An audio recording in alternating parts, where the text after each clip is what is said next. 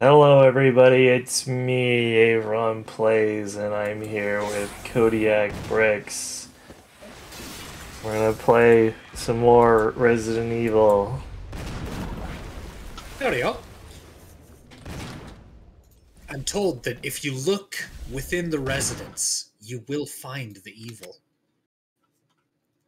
I would say that's good advice. Before we get too invested, do you want to stream to me? Oh right, yeah.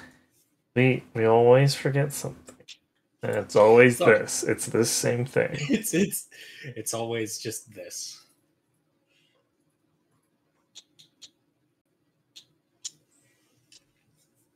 Okay, can you see it? I can see it.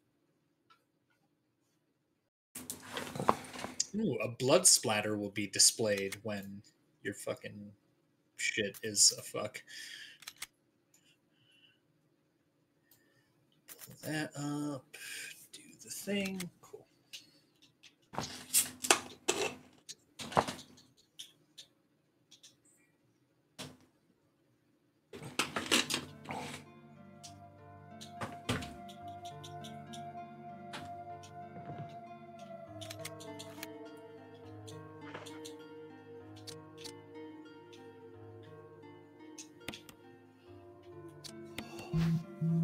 Oi. Give you permission to do.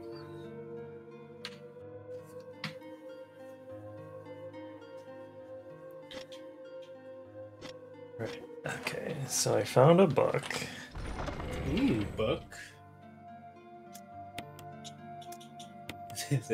Is it Kodiak's unpublished novel?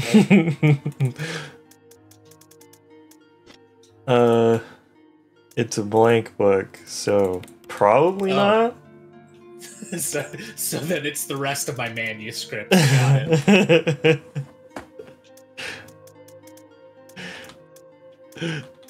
Just imagine someone like runs up to you, Dave, I printed one of your manuscripts, and you're like, what?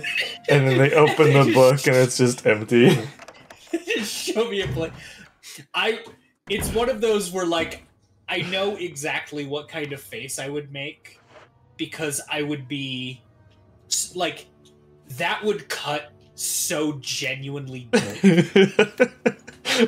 But I would also be like, I would kind of be smirking in the sense of like a little mad that I didn't think of that first. Like, ow! Good job, but fucking ow.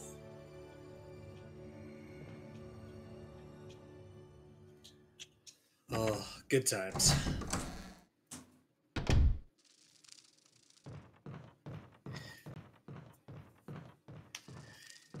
Yeah, let's see. There was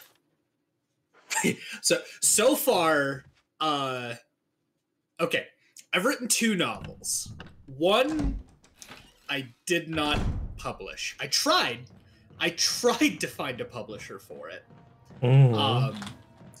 And was saved by my own incompetence. Because I decided because for reference, this was the book I wrote in high school. Yeah. So my thought was like, okay, you know what? I'm gonna like sit on this for a while. I'm gonna work on this other manuscript that I have, and then we'll worry about fucking going from there. And I had a video where a friend and I went through and read some of the elements of the old book. I took that video down for a myriad of reasons. One of which being that it doesn't... My audio was not the best back then. I have always been actually pretty, like, I don't know. I used to be a lot more laissez-faire about my, alright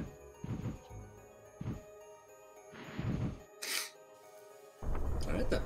I used to be a lot more laissez-faire about my audio. I care a lot more about it these days. Speaking of, pardon me.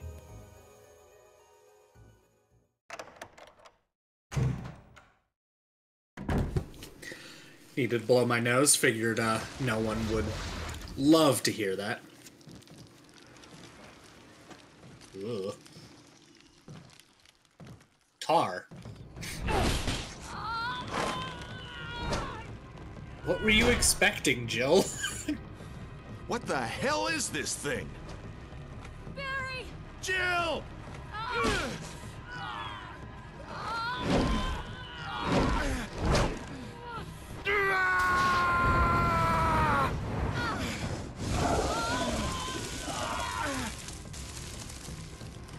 I like how Barry just found a flamethrower. You know, as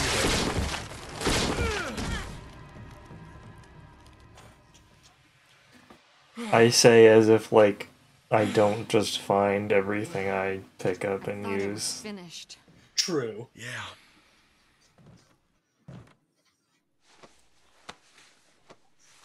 That was close. Again, I still Thanks feel again. the most remarkable Don't mention thing you end up finding What was that? are those What the hell's going on in fucking- this place?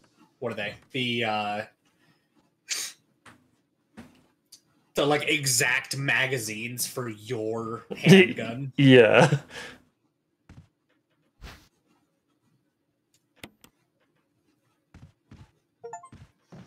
It's really funny because every other game in this series like just lets you find ammo boxes, Uh-huh. which is still pretty convenient, but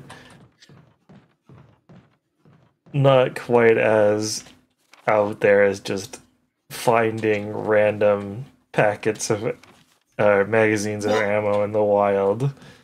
And it's like I wonder if game developers like back then, right? Because like obviously it's a video game thing. Let's not interrogate a video game thing too hard. Right. But between like my Glock and my my FNP, even though the calibers are roughly similar, the magazines are wildly different from each other. Yeah. Like, even within the same caliber of some handguns, like, yeah, you get remarkable variation in the designs, the application, the overall look, capacity, etc., etc. So it is hilarious, but yes, a little convenient that she happens to be finding Something about exactly that the magazine magazines still bothers that me, she's after. But I think I'll stay here a little longer. Oh. We should split up again and investigate. And it kills me because once again, in every other game, you just find boxes of ammunition. Sure. Like, even the... At least, okay, I won't speak for Resident Evil 1, because I haven't played Resident Evil 1, like, vanilla. But, Have Resident you played Evil... Resident Evil 1 Chocolate? Resident Sorry, Evil... I'll see myself out. Resident Evil 2, the original, just had, like, ammo boxes. So I'm fairly certain that Resident Evil 1 would have as well. Yeah, and, I mean, ammo boxes Wesker. make sense. Jill, so you're safe. That's what I was going to say.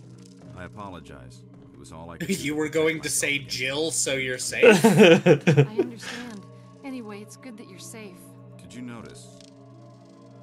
Barry, he sounded a little flaky. Now that you mention it, yeah. I'll keep a close eye. Maybe it's quite natural under these circumstances. It's not really our standard operation. Jill, our first priority is to get out of here. I agree. There are still rooms in that mansion we can't get into because they're locked up. I've been looking for ways to... Okay, if there's anything, I'll go back to the other mansion. I'm counting on you. Anyway. Anywho. Yeah, so what has to have happened is that sometime in between Resident Evil 2 and this remake, they decided to use magazines instead of ammo boxes. Sure. And I mean, good for them? Question mark?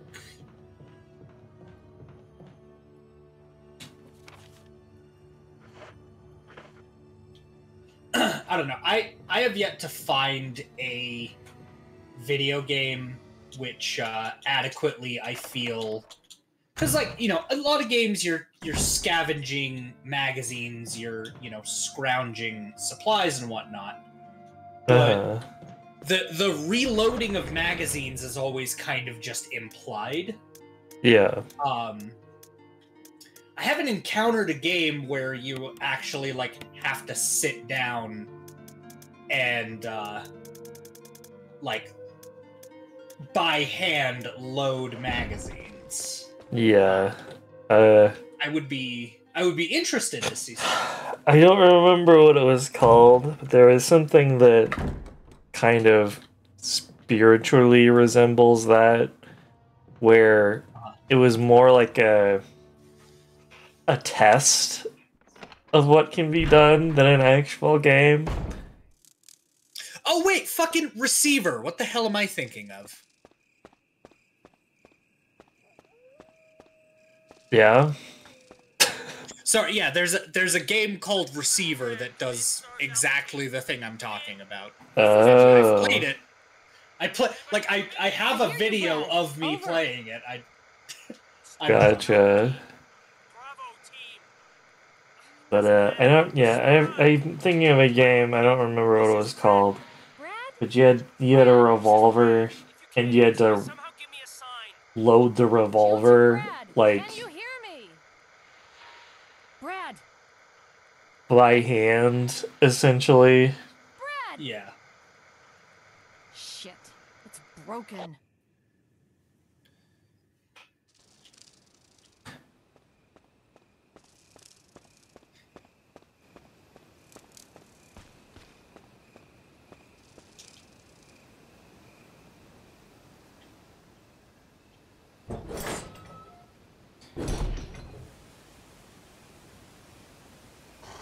Oh.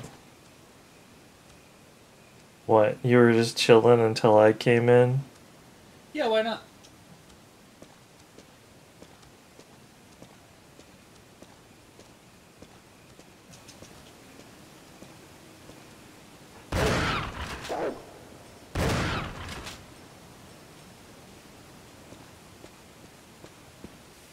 I don't know why, but their sound to me is more evocative of, like, a monkey being shot than a dog. I don't know. Yeah. I haven't shot very many dogs or monkeys, in fairness. Yeah. I don't get monkey from that sound, but I don't really get dog either, so I kind of see where you're coming from.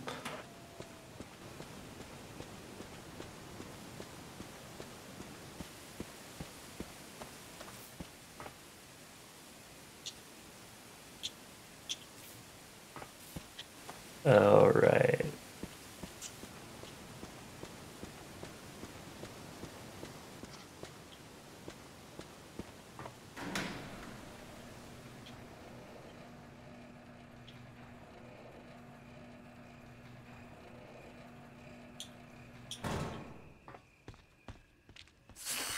I guess it's possible that they didn't want to. Snakes. Yeah, shit.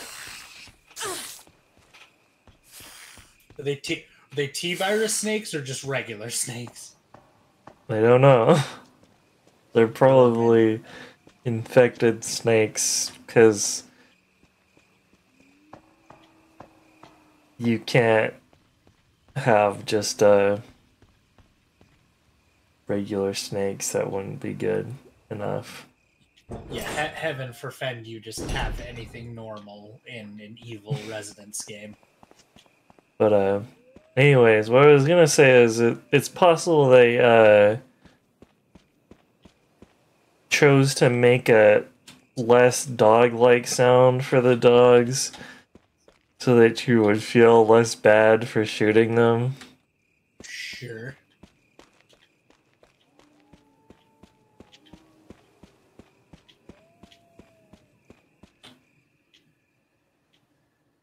That's just speculation on my part. And some of it.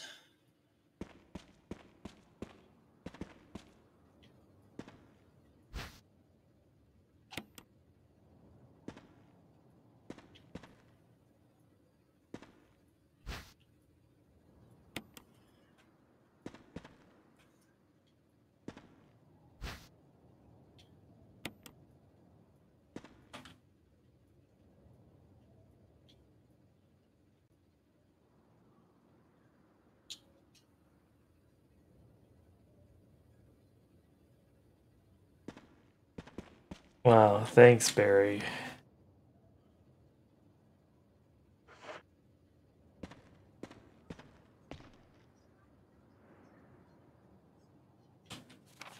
there any reason for me to go back there, though?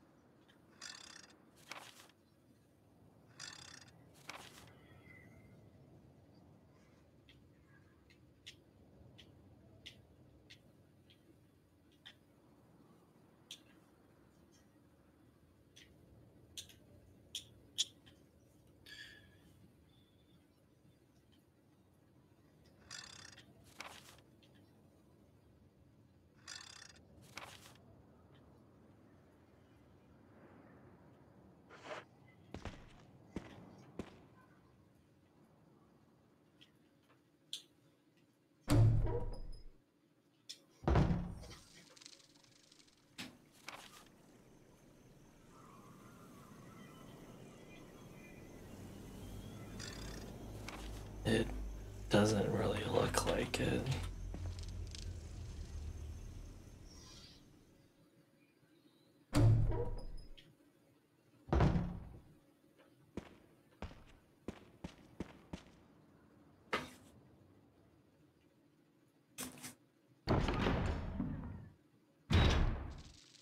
But then again...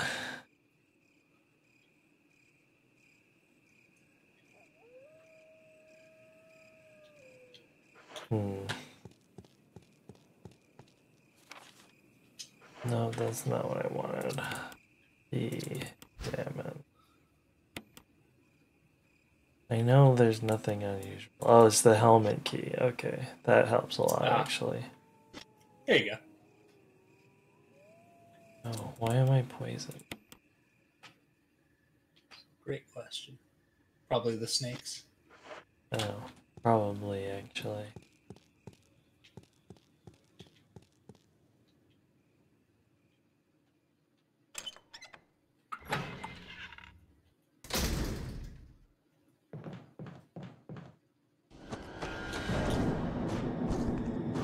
Gasp.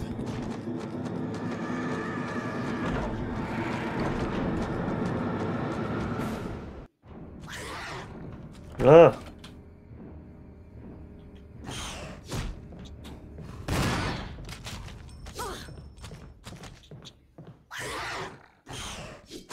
Oh, shit. Fucking hell.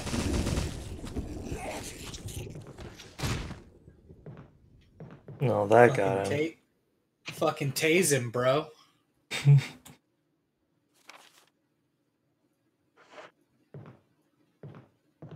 Get tased, idiot.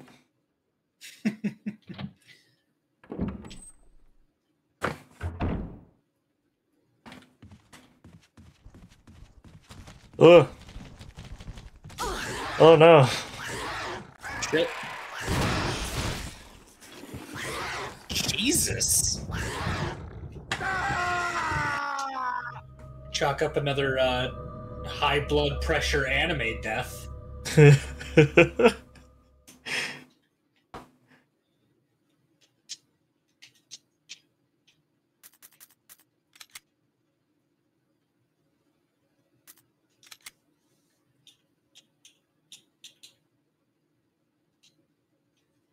Maybe she's just stressed.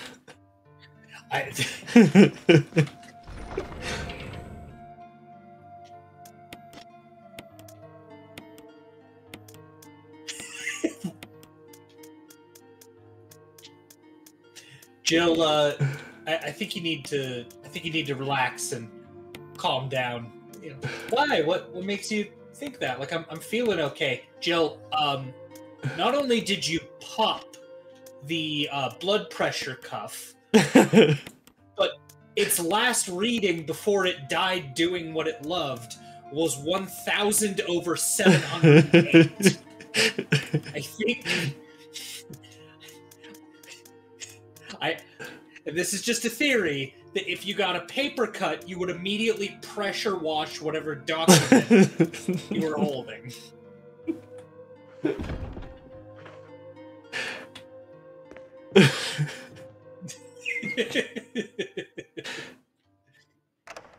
You would immediately pressure wash.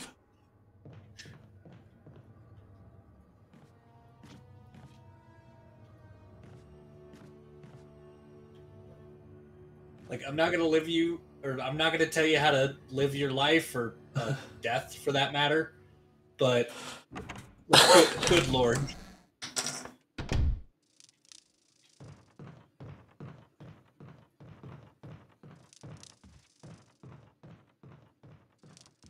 I can't tell if we need blood thinners, blood thickeners. I don't even know where to...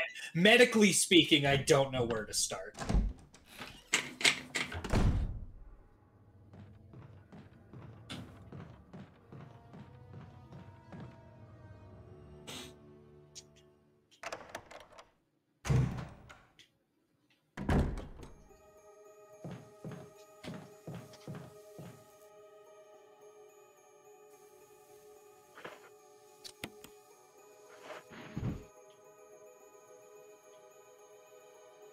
Yes, I understand. They form a pattern.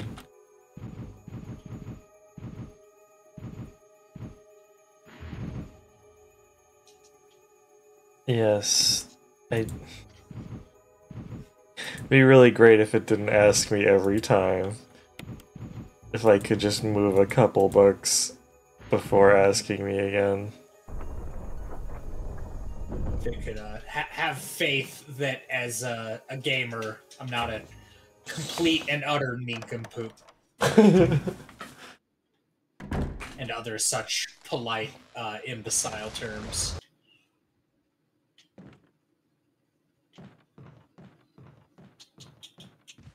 I like how literally the only thing we needed in here was this key. And so it goes. Barry.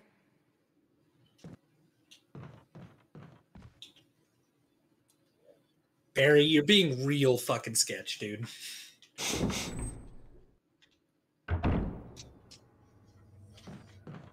Yeah, I like how it, like, kind of, like, tries to, like, red herring Barry, even though, like, I know what Wesker's voice sounds like. Yeah. I know it was him he was talking to. Wesker.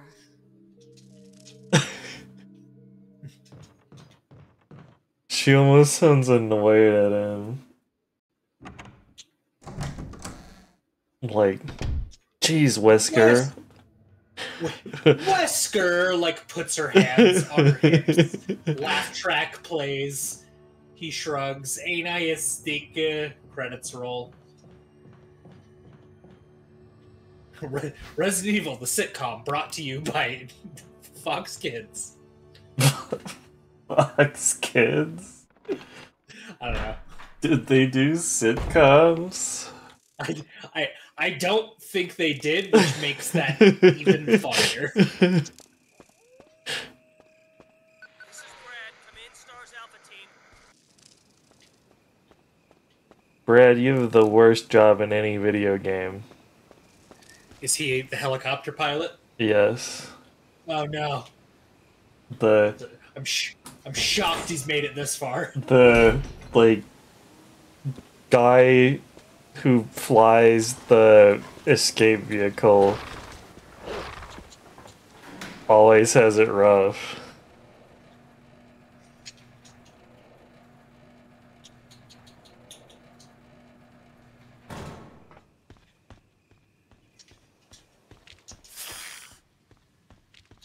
It's like you're a helicopter pilot in a video game. The only way that your relationship with life could be more adversarial is if you attended a suburban PTA meeting comprised entirely of wino moms.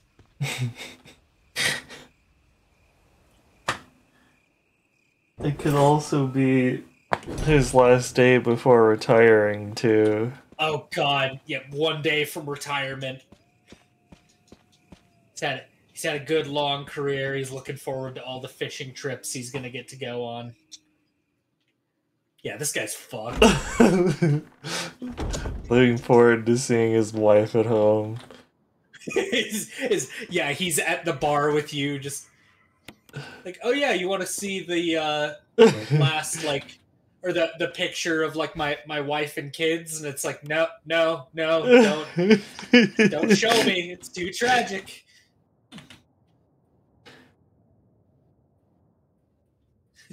Don't you dare fucking show me those pictures.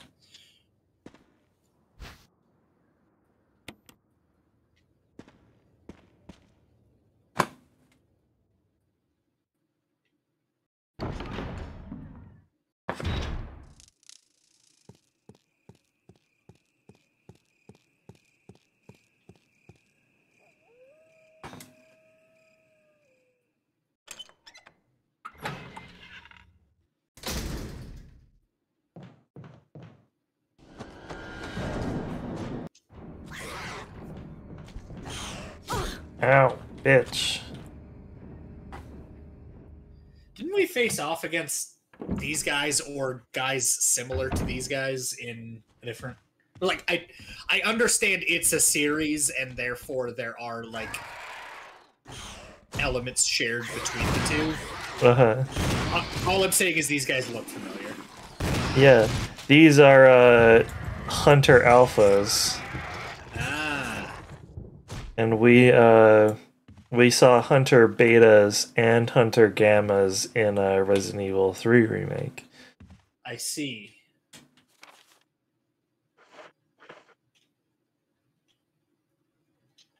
Take it eventually. I should start to expect some Hunter Omegas. I think those are the only 3 in the Hunter series.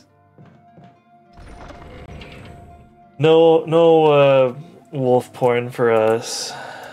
Damn. I was really banking on that on this, video game. Just, no wolf cock. Yeah, I'm out.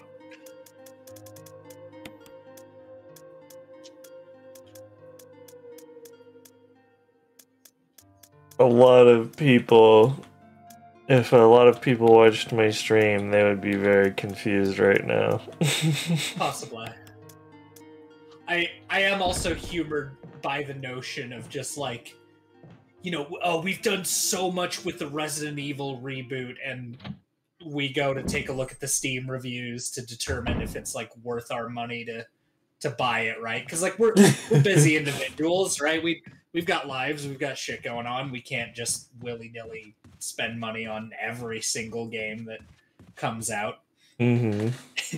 And all of the top reviews are like, I mean, like, the graphics are okay. I don't understand why they added the wolf porn. It seems entirely unnecessary.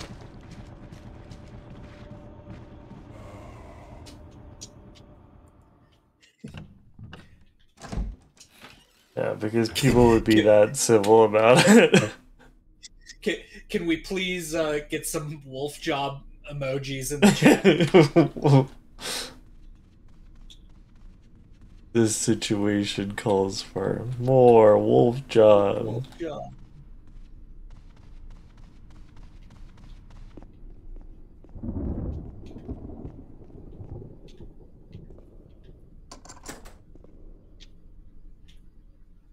Now we can finally see what's behind this door. Organs.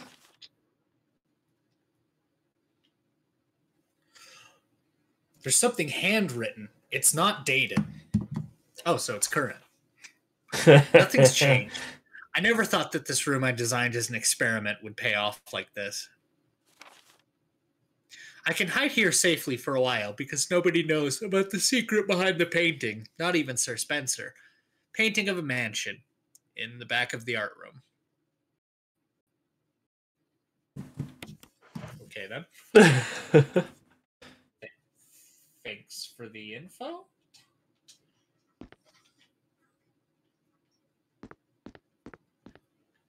Yeah, interesting note.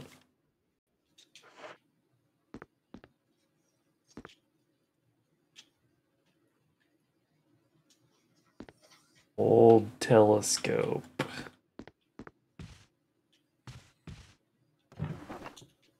Ink ribbons. Good stuff. Not a door.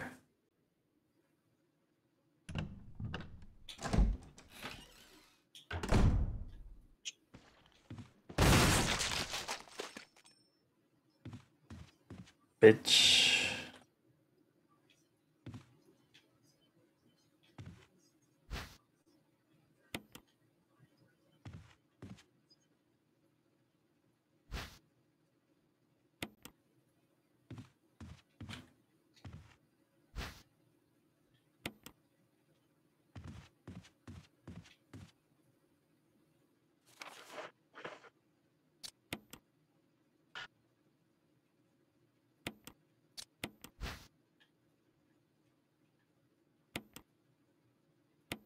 What do you mean there's nothing unusual?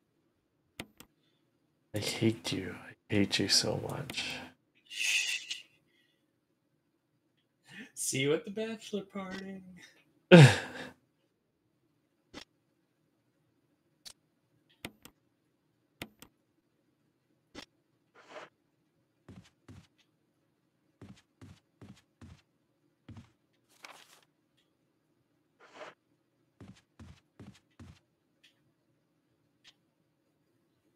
Like, just once, I would like it to describe to me what I'm holding instead of telling me there's nothing unusual. There's nothing unusual in the entire world. No. It all makes sense.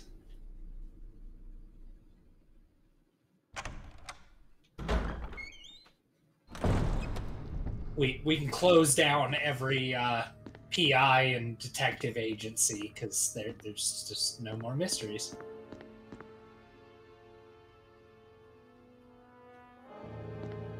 Okay, we gotta find the painting of a mansion. Near the back of the gallery.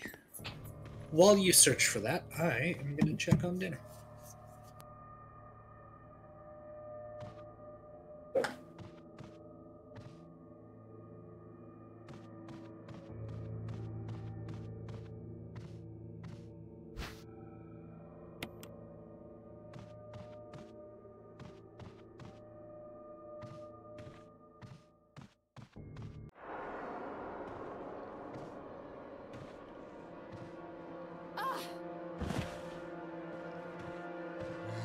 Nice trip, Jill.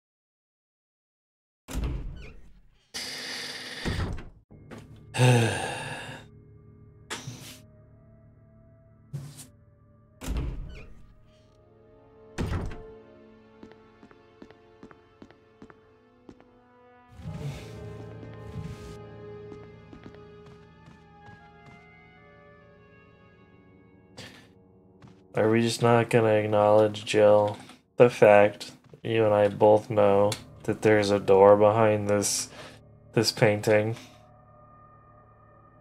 Are we just not gonna notice, not gonna think about that? We're not worried about that. We're not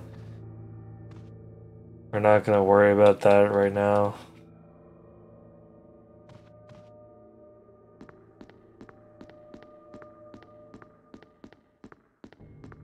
That's not interesting to us.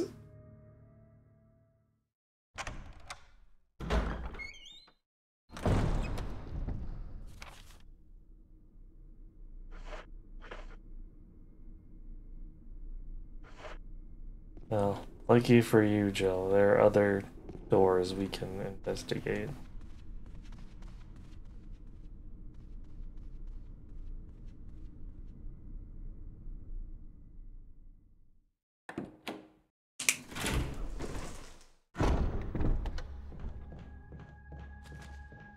Ooh.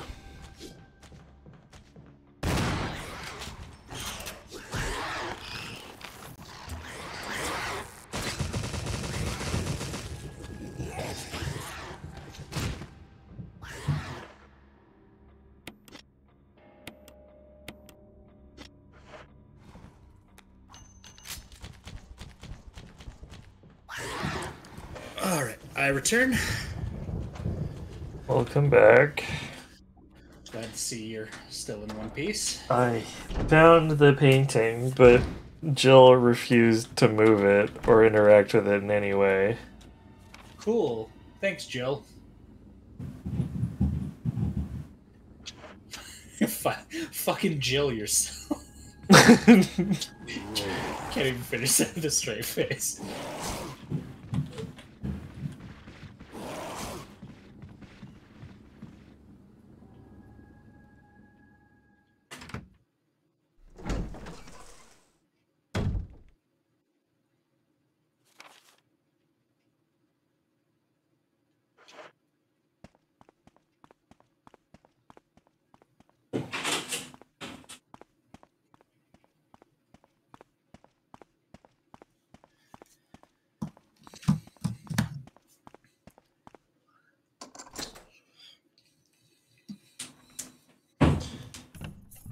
This could get interesting. I like interesting. Oh right, I never finished my thing about novels earlier. True. So yeah, technically I've written 2. One, I'm not gonna. Oh, snake. God damn it! Snake, a snake. Ooh, it's a snake. Snake eater.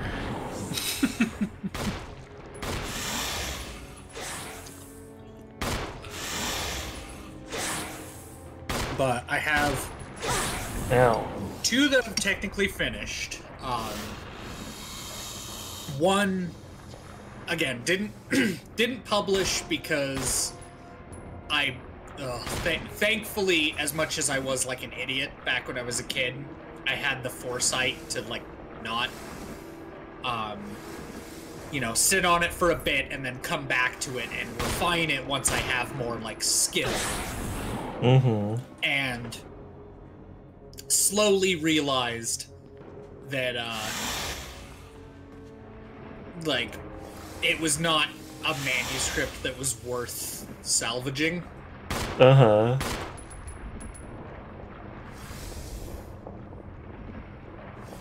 So that one never saw the light of day. Outside of that video, I was about to, that was easy. Yeah, I was like, well. But then he just got up.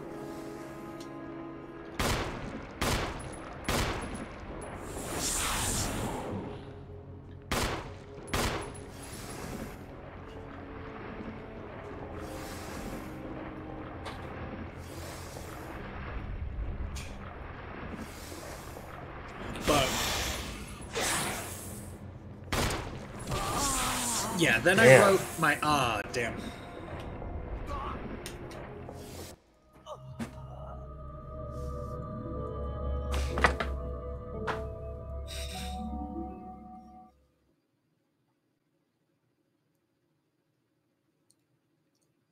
So then I wrote the other one.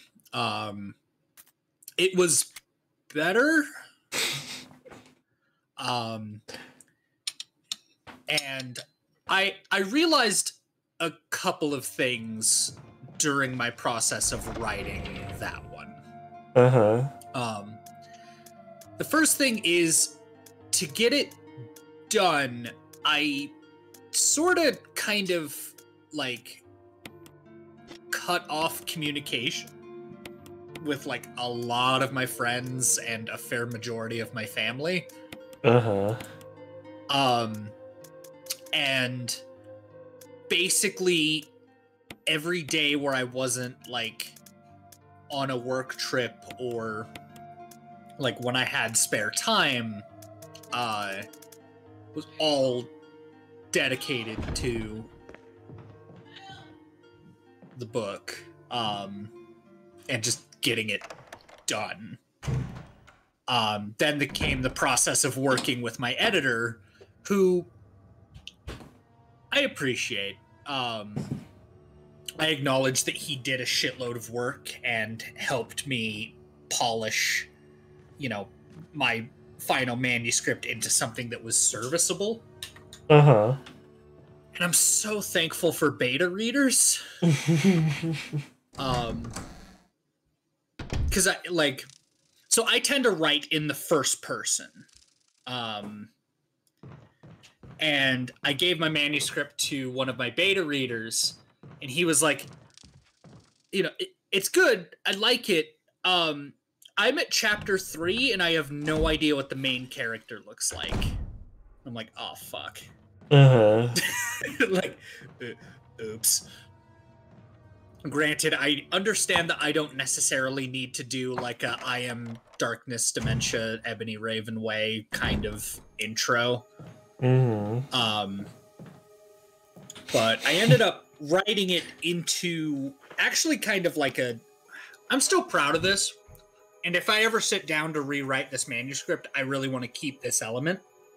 But effectively, my main character, she ends up like sitting on like the balcony of one of her assistants, like at their apartment.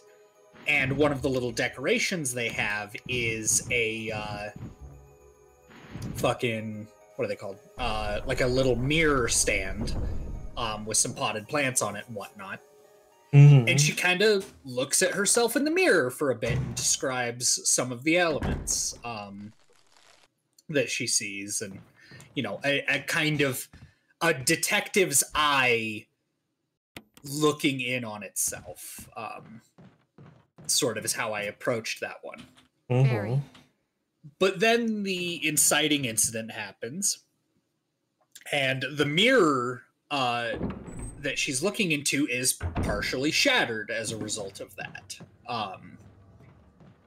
And so I come back to it later in the book with her sitting on that same balcony and sort of looks in the mirror, and both from the physical reflection as well as what she's like been through up to the point in that book, realizes that like there are parts of her that are missing.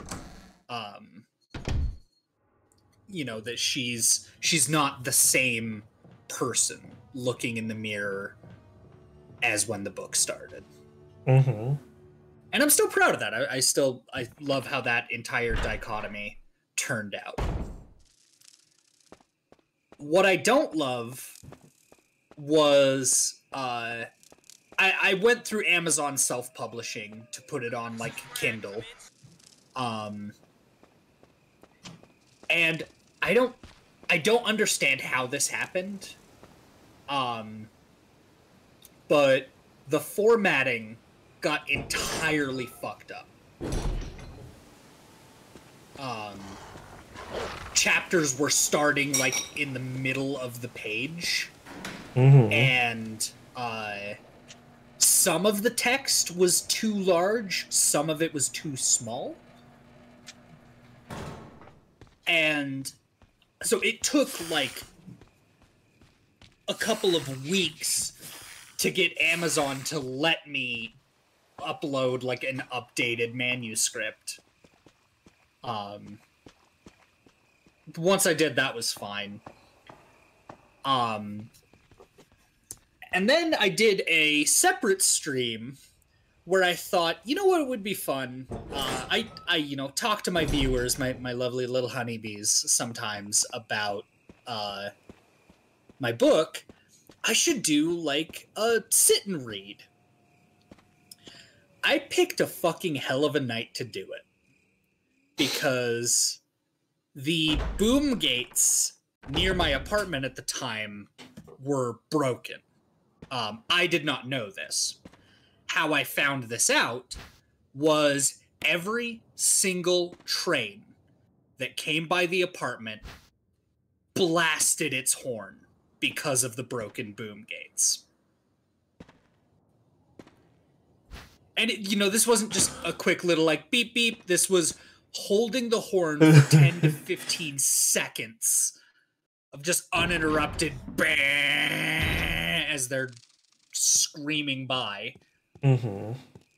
And I get why they had to do it. I get that they didn't want some jackass just being like, "Well, there's not a train. The boom gates are, buggy," and driving around them and then getting T-boned by a freight train. Yeah. So, like, I get that, and that's fine. But it was inexorably frustrating when you are reading a book out loud, audiobook style, only to be interrupted by a freight train every couple of minutes. It was neither cash nor money.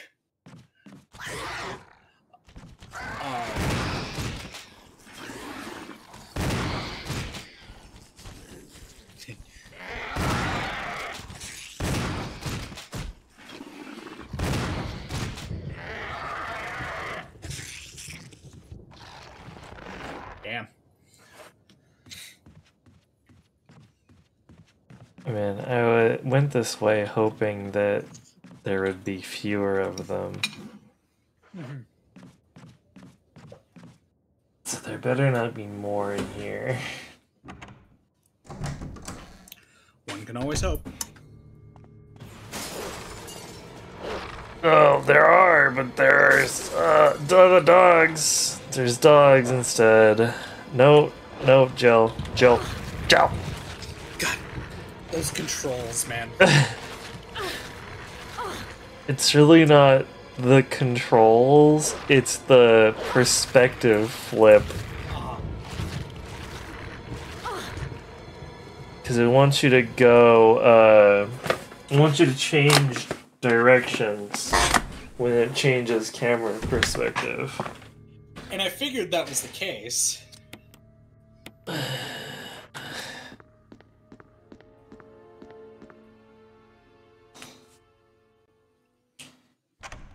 So, that was a bad idea. If I have to do that again, I should go the other way. Fair enough. However, I will say, for as infuriating at the time as that stream was, it helped me take a critical look at those first 3 chapters, and to help me realize that I introduced a lot of concepts and a lot of ideas that never went anywhere. Never, like, they're all red herrings, right? I wasn't following Chekhov's gun in any sense.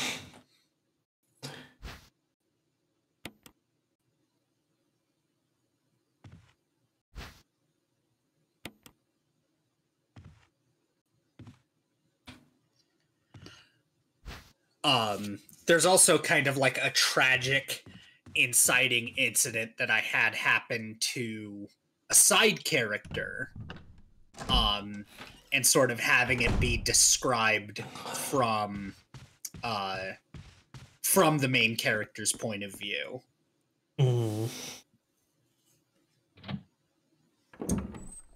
And the more I thought about that that incident, the more it kind of occurred to me that it would be much more interesting, much more tragic, and much, much, much heavier if my main character was the one who went through it. Mm-hmm.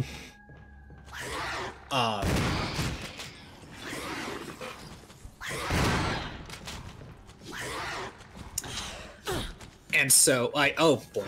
At one point, oh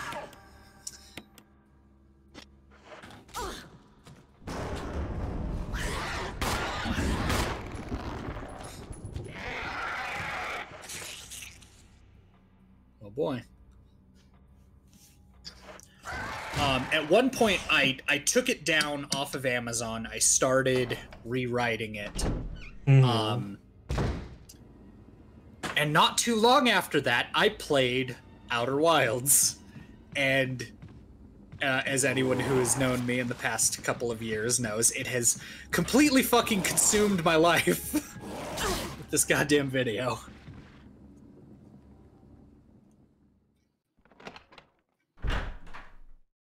Which, make no mistake, I'm excited to put out.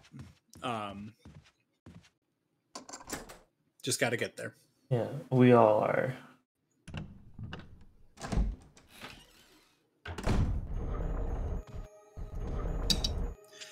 But back to the joke of blank manuscripts earlier. I do have a couple of other novel ideas that I'm not sure if I'm ever going to do anything with. Mm-hmm. Two that I know for a fact that I've effectively given up on is Mail to Chief of Security by Kodiakbricks. Attention, Chief of Security. Date, July 22nd, 1998 at 2:13. X day is drawing upon us. Execute the following procedures within 1 week.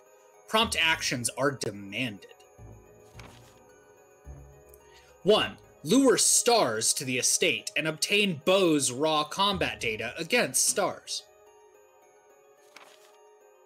2. Collect 2 embryos from each mutated specimens as samples, excluding the tyrant. Dispose of the tyrant. 3. Ensure the complete disposal of the Arclay laboratory, including all personnel and test animals. Disguise their deaths as an accident. When the above procedures are executed, report to headquarters for further instructions. If for some reason you are unable to execute the procedure by the deadline, report immediately. In case of emergency situations, report directly to the extension number 5691. Good luck, Umbrella Headquarters, Umbrella Inc.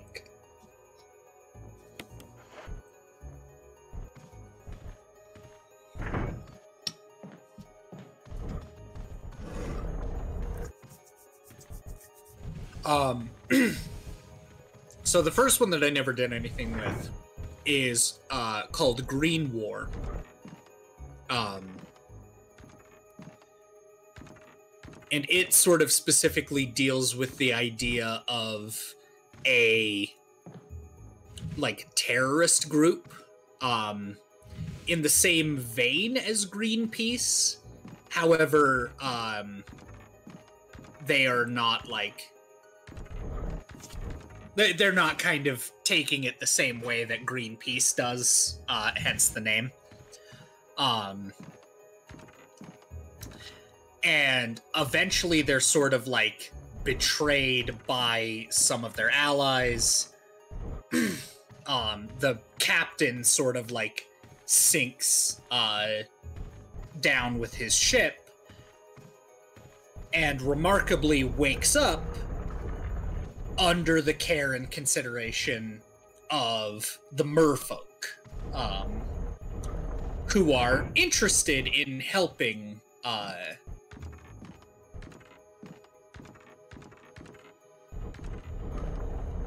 with the endeavor of protecting the oceans and the sort of conflicts around that. Mm-hmm. The second one is more of a novella. It's called Lord of the Deadwoods. I know my my friend who is helping me put this together is going to be super bummed that I'm saying that I'm probably never going to do anything with this one.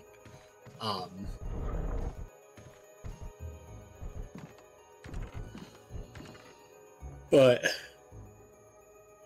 it was sort of told from the perspective of an undead lich, who, a young princess from the nearby kingdom runs into her, quote unquote, dead woods. And,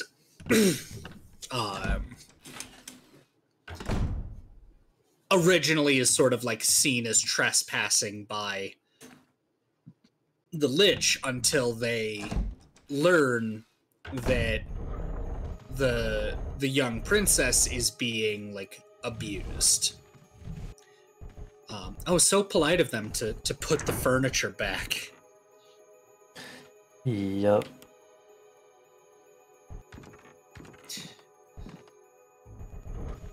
I must have to do something to keep this bird from looking at me.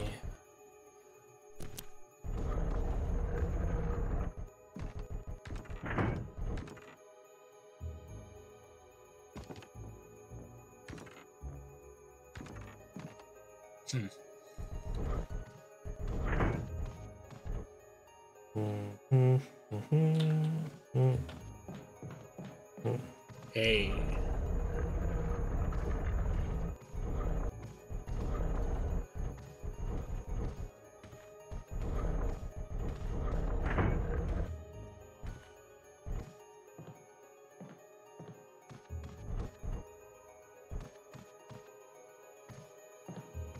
Wait, did that actually work? No. Well, maybe. It kind of did.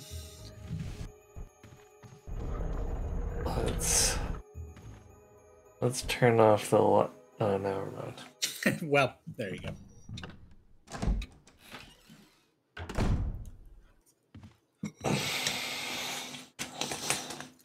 Anyway, the lich discovers that the girl is being abused. Takes the princess under their wing and sort of immediately and effectively declares war on the kingdom.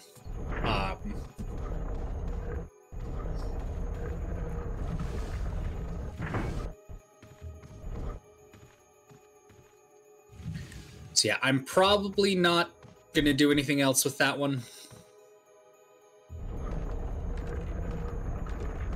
Hurry. Yes. Nice. Oh, well. That's okay. It's a proof of concept victory. Fair enough.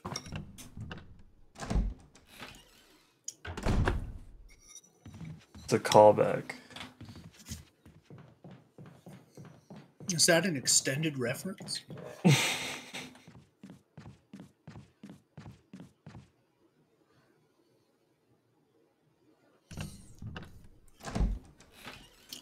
Books that I would still like to sit down and write. There are two kind of major ones outside of the rewrite of Man with the Golden Heart. For starters, I would like to change the name of Man with the Golden Heart. I still haven't decided what to change it to.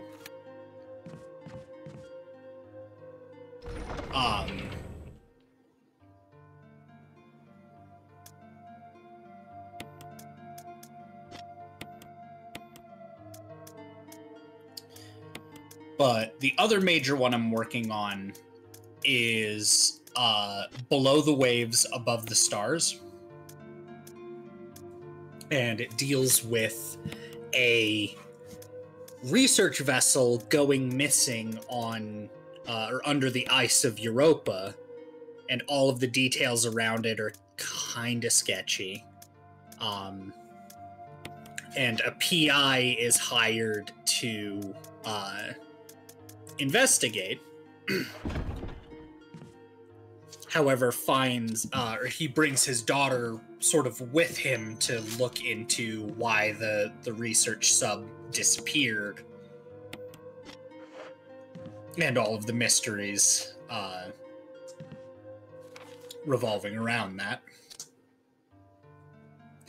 The particular intrigue and what I've already written for this one is the opening has an argument between the dad and the daughter.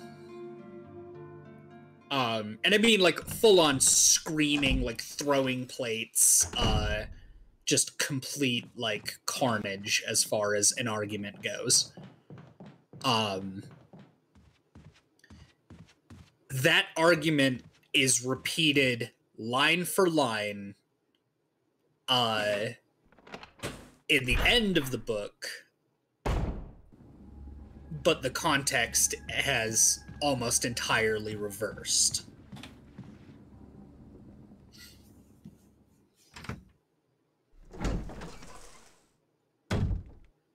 That manuscript also has the scariest, in my opinion, fucking line that I have ever written. Mm-hmm. So they are under the ice of Europa. You know, the ice is whatever, like 25 kilometers thick. You know, even if Europa was closer to the sun, the sun is not getting through that much ice. It is pitch black down there. Right. And at one point, because of the shadiness of like the research base and everyone kind of being dodgy there, the pilot of the vessel that brought them to Europa causes a distraction. There's our boy.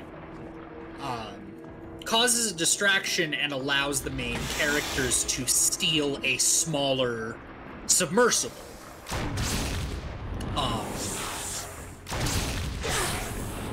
Ooh, damn. And so they steal it and are making their way into the inky waters. And after a couple of minutes, the daughter, sort of looking out the... God damn. The daughter looking out the window on the front is like, hey, I think we're far enough away that we can probably turn the lights on. I don't think they'll see us this far out. Bitch.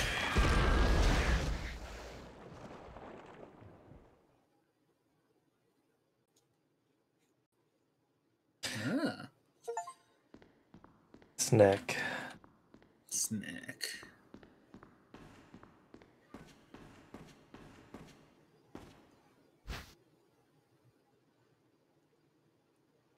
Eagle of South, Wolf of North. Okay then. Sure, that is a title. Yeah, don't go stealing it for your next book, Dave. I might. Shit.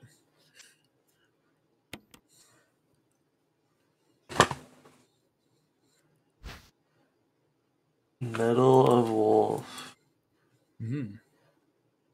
Yeah, my next Fallout New Vegas fan fiction is going to be called Bear of West, Blood of East.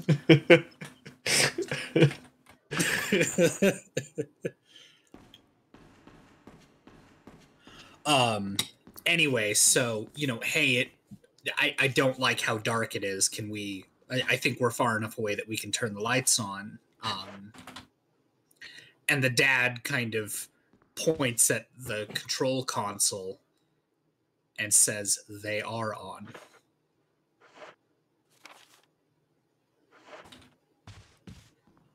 Yeah. And I remember writing that and just being like, oh, fuck.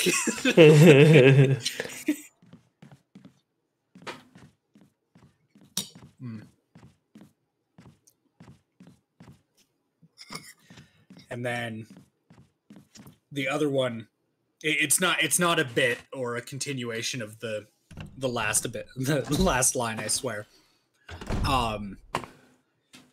It's called The Bear in the Woods. And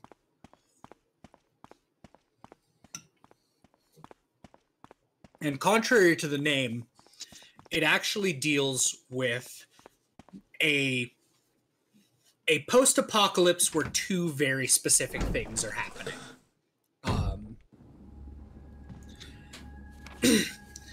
The first is that the survivors of the apocalypse don't actually know what's happening. They don't know what caused it. They don't know sort of the origins. All they know is that they're effectively stuck in the mountain valley that they're in, because going through the canyons or hiking over the mountains,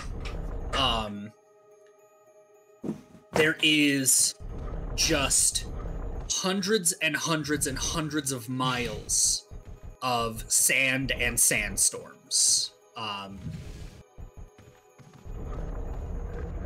It is softly implied that the sand is also radioactive, but I never expressly, or I don't think I'm ever going to, like, elaborate on that mystery.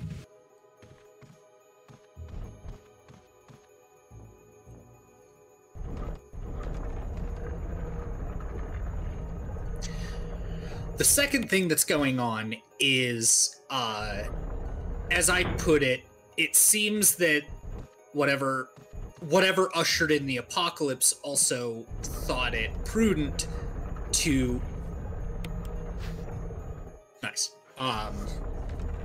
thought it prudent to wake up the sleeping one, or like the sleeping gods or something to that. I can't remember exactly the line I put down. I'll have to look at my notes. But the long and short of it, if I had to give like an elevator pitch, is cryptids have become real. A lot of like previously supernatural seeming things are just there now. Oof. Ooh, I missed. You fired, then you missed.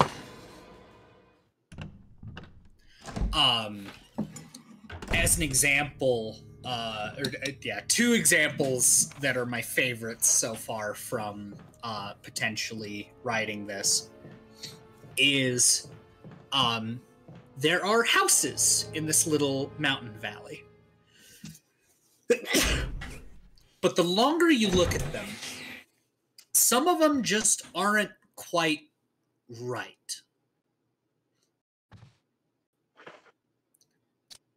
Like, there is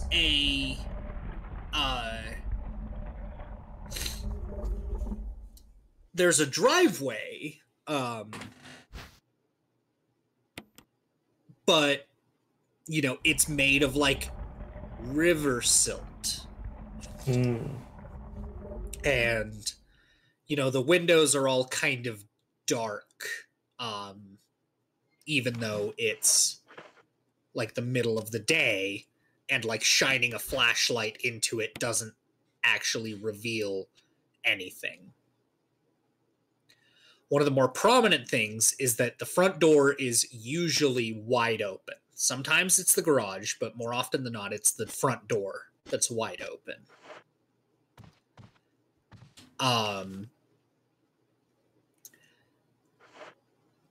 And if you go inside, if you seek shelter in this house, you will be betrayed. Your trust, your idea of the notion of the safety that a house, a home, affords you will collapse, because the house itself is a creature, effectively a mimic. And they have done their best to, oh boy.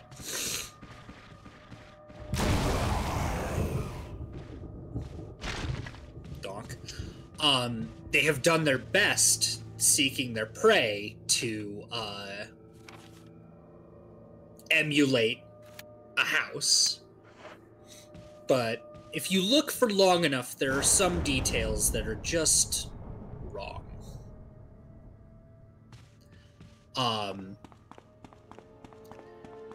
And the main antagonist, or I guess initial perceived antagonist, is a guy, a survivor out in these woods, nicknamed the Bear. And for a myriad of reasons, he's been interfering with what has been going on with, like, the main survivor camp, who themselves have turned into, like, a post-apocalyptic religious cult. Because, of course. His main hideout is in a particular swamp that none of the cult members like going near, to which he feels makes a perfect hideout. And the reason that he enjoys this hidey hole, the reason he enjoys hanging out, outside of it just affording him safety from the cult members, and part of the reason the cult members themselves, you know, they are actively rebelling against a lot of the supernatural things that are taking place. You know, their leader is sort of trying to sell them this idea that, like, everything's fine. You know, we're trying to do certain actions to put things back the way they were, back when things were good.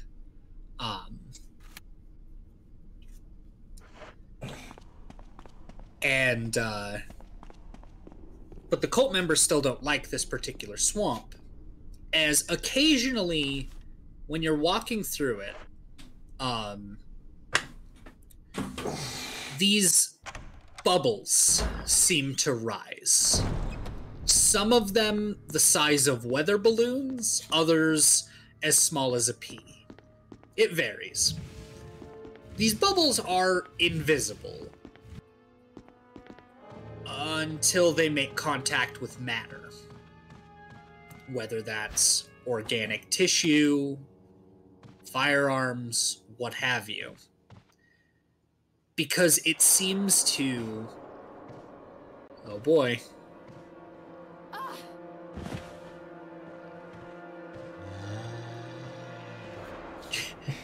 Jill, you have a grenade launcher. Just fucking blow him away.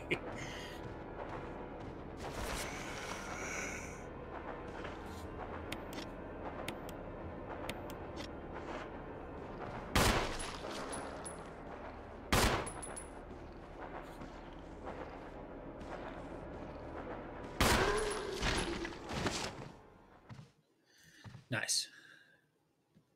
But yeah, it even shows on the map that there's a room here, and that this is the opening. But then it doesn't let me interact with it at all. Strange. I'm not sure what the deal is there. 'Cause obviously I need to get back there. Mm-hmm.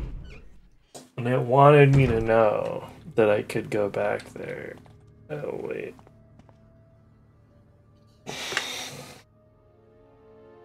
But then it doesn't let me.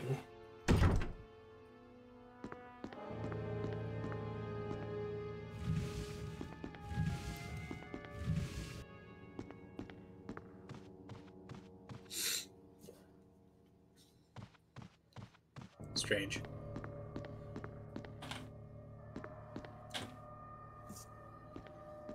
But as people stand in this swamp, and these bubbles sort of pass through them, it doesn't actually do anything to you. But if you're not used to it, it's a very eerie experience, because these bubbles turning things invisible, or inverting them in a sense, means that as one floats up through you, your buddies can see your lungs as you intake air, your heart beating, your, intestines digesting and whatnot. Like, they can see, as it comes up into your skull and starts, showing them your gray matter and the, sinew and tissue and everything. Mm-hmm. So it's just a very unnerving experience, but it doesn't actually hurt you. It's fairly benign as far as, the creatures in this new apocalypse go. I am challenging myself with this one to effectively, I want to try to create I don't know, I've always liked horror narratives, particularly the monsters, right? The creatures. Mm-hmm. When it's left to my imagination, my brain always does a way fucking better job of scaring me than anything that could be put to screen. I often cite The Ritual on Netflix as being a movie that I went into that would, the first half of it is fucking amazing. It's so well done. But they just can't help showing you the big fucking CGI monster they went through the trouble of making.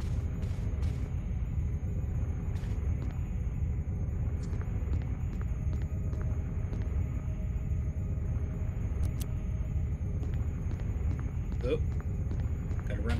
Gotta run right now. Ooh. Well done.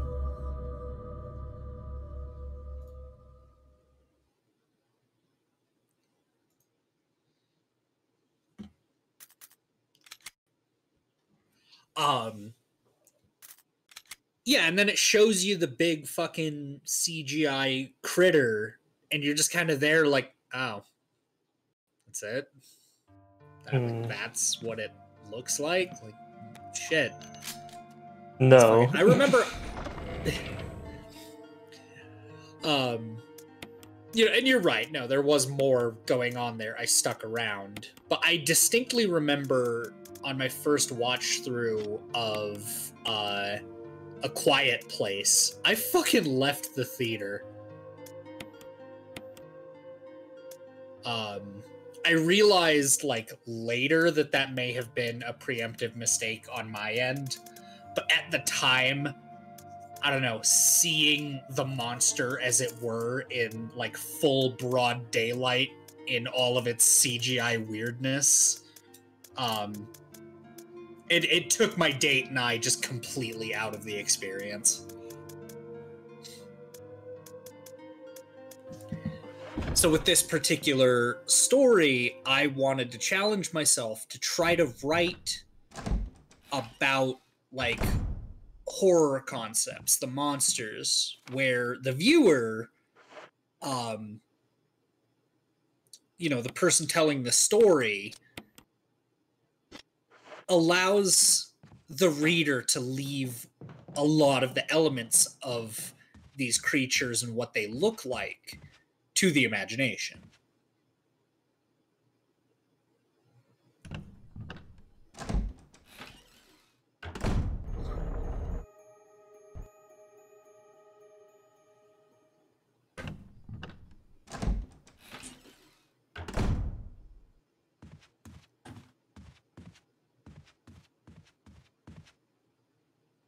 Okay. The other thing I want to do is I am particularly fascinated with a horror monster known as Siren Head. I really, really, really like the concept. Really? I do. At least Trevor Henderson's like you think original one. Modir looks silly, but Siren Head is good. I said the concept is interesting. I acknowledge that Siren Head looks goofy as hell.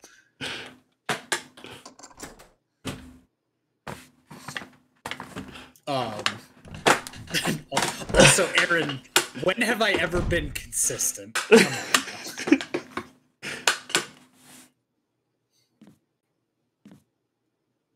And again, I finished the ritual, and all things considered, I did actually really like it. I just remember that it stuck out to me that they had to like show it, and I don't know, disappointment is perhaps the wrong word, but I remember it removing a lot of the tension. Again, I think part of it is back to that, like, my brain is way better at freaking me out than anything I could see is. Maybe that's just me.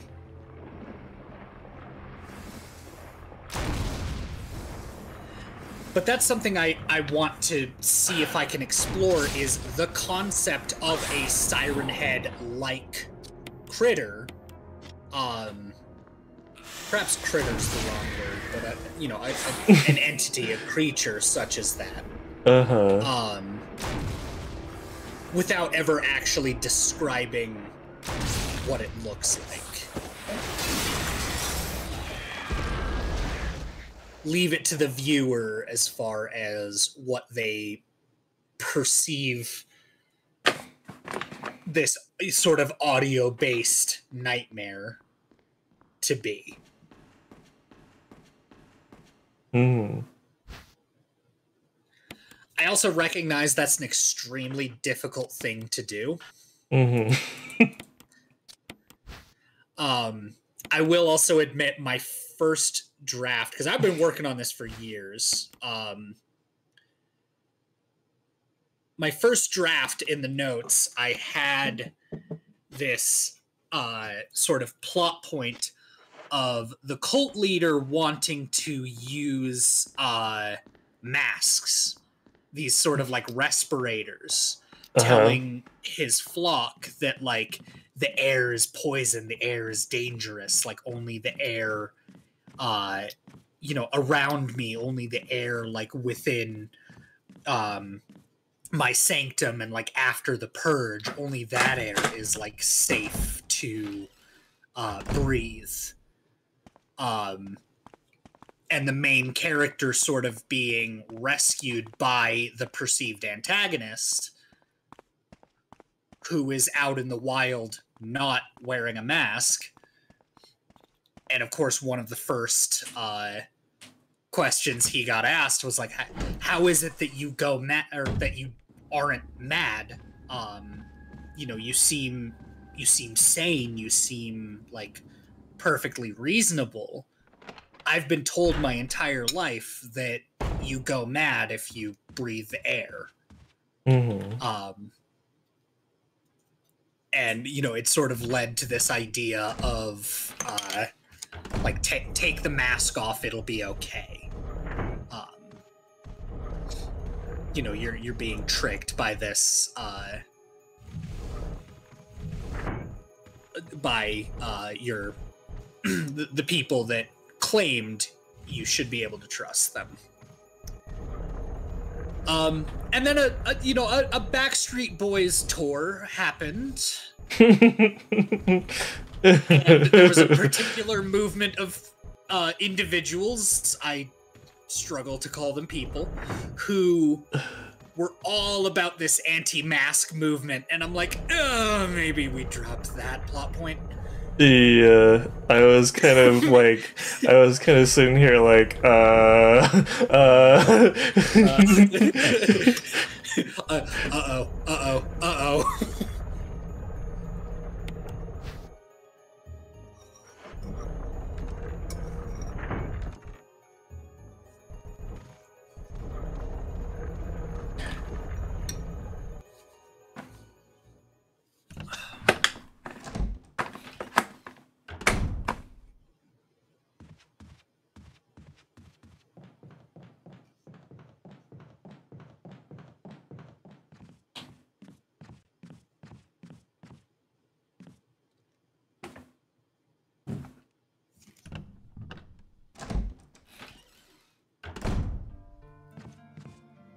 But yeah, I still want to tackle like religious zealots as a theme, especially mixed with like the supernatural. Mm.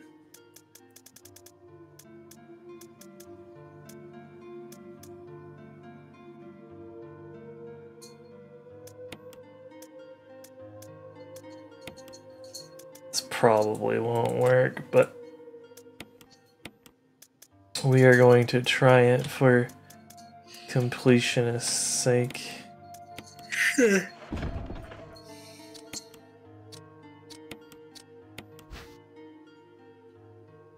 Nice. Oh, well, that actually does work. Nothing about the shape of that says that it should go in there, but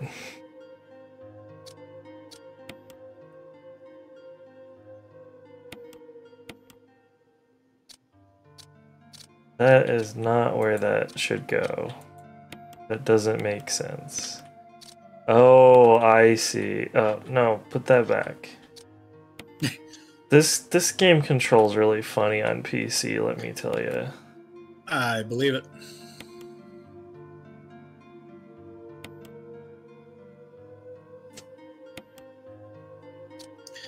I hope they are like cool with it just in the general area and that they're not asking for like pixel perfect measurements.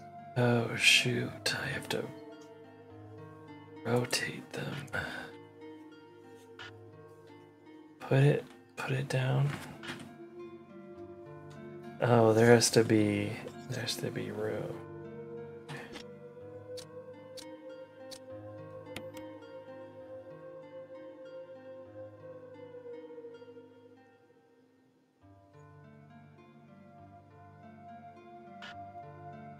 Yeah, I definitely think it's supposed to go there, but I think it is too, but it might just be blocked by that other piece. I know I was gonna say that, but I didn't finish my thought because I was busy trying to It's all good. fix it. Yeah. Oh, okay. I think this one needs to...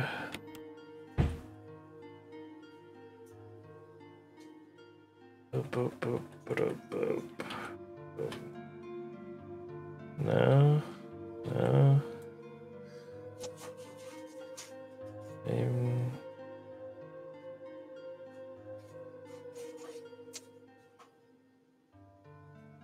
I see like this wing in there, and I'm like, that has to go a certain way. Sure. Humor me and put that piece down and attach that one directly below it first. Hmm? So yeah, leave that one where it is. Oh.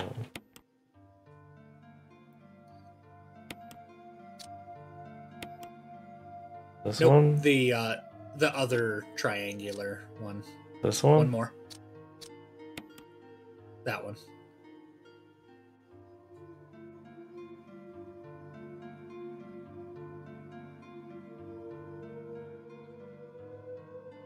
Hmm. Hmm. Hmm.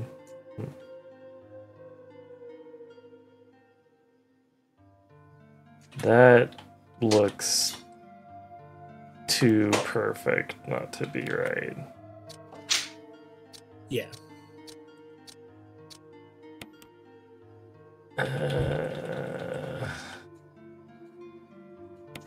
Okay.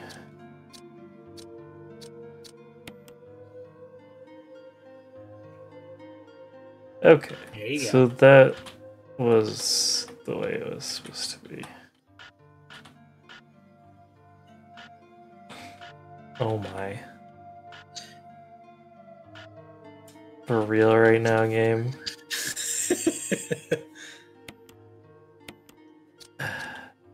This would be so much easier if I could control it with the mouse. Mhm. If only.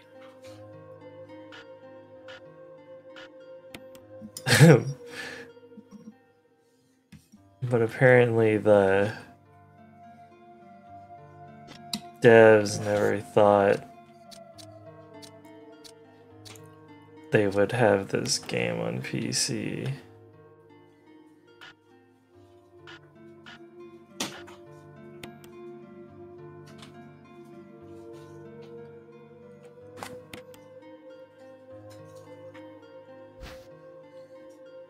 Oh, brooch. Ah. It changed into a key. Just on its own. Of its own volition.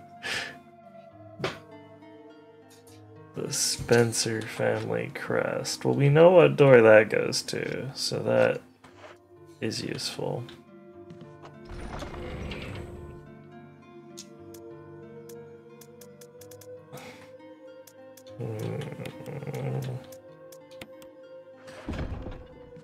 By the way, I just want you to know that the red gemstone being the key to that is almost certainly just to trip you up on this tiger eye puzzle.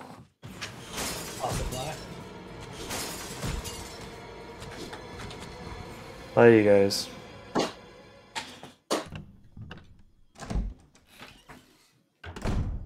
Never going back in there again, so you can chill. 2-star review.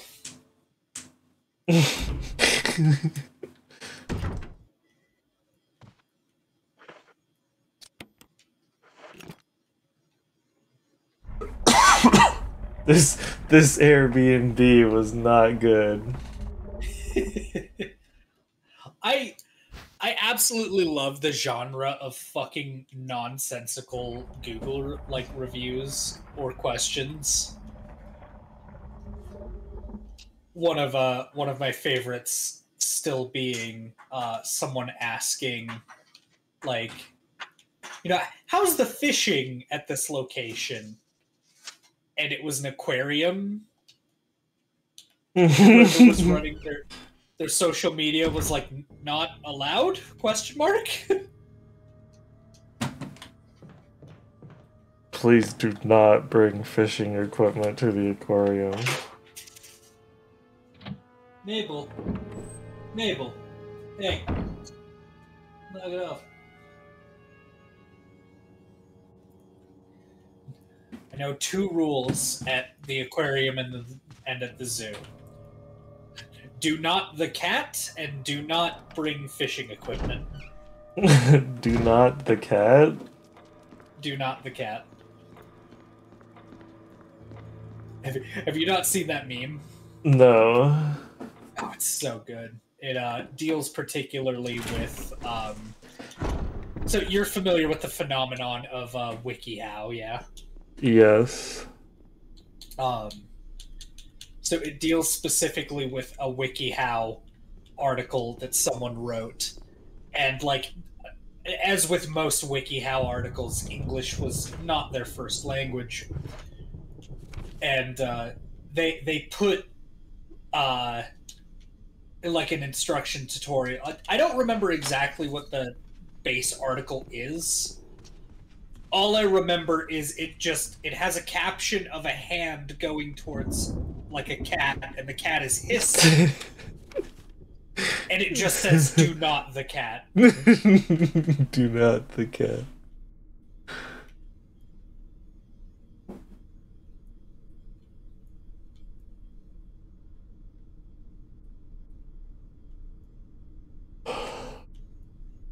Yeah, damn it, it's gonna bug me now.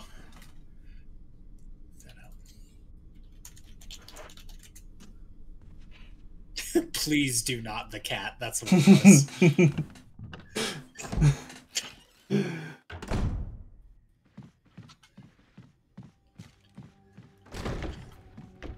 God, I need a shirt with this on.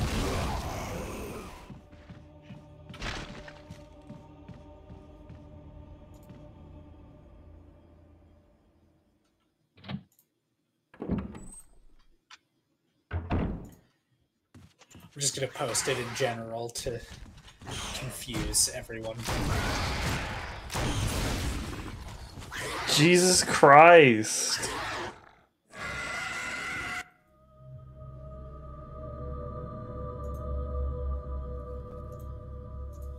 Well, shit. I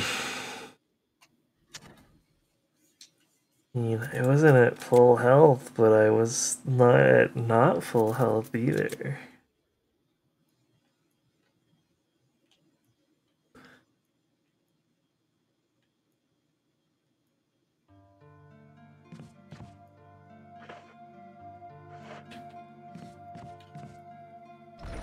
Yeah, whenever you want to peek at general, I posted it there.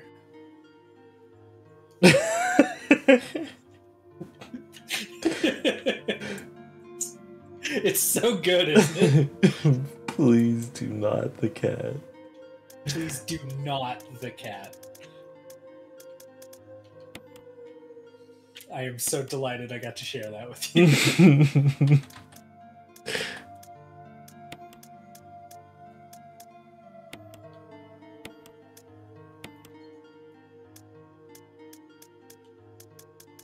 I'm really disappointed because I wanted to the cat.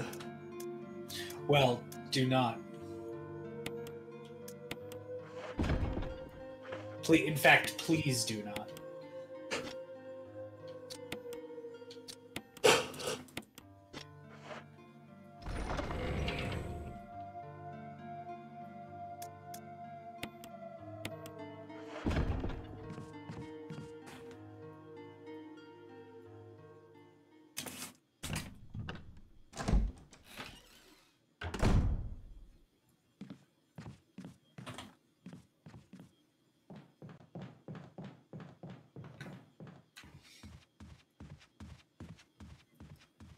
Yeah, I recognize how, without that context, me saying that about the certainly would not make any fucking sense.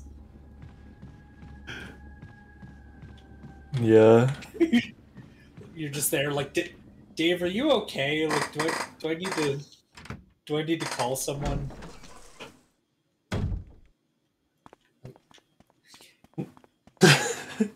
Now I'm just imagining like a poster at the zoo with like a tiger and that like exact yeah, and it's like, please do not the cat.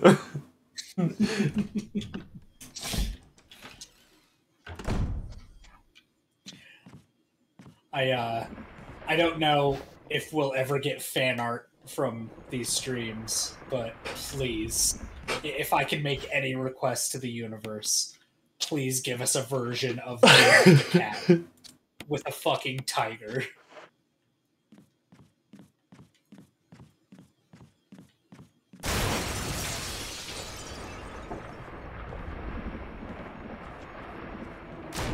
Damn it, now that I've canonically given Kodiak teeth, I feel for one of my, like, Be Right Back screens, I should do, like, do not the Kodiak. Do not the Kodiak.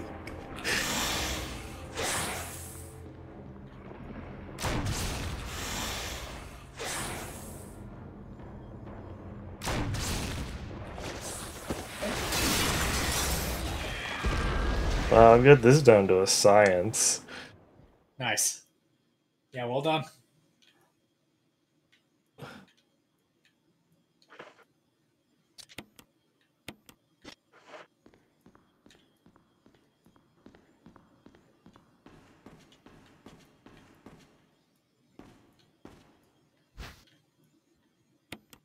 It's like snack, more like not snack.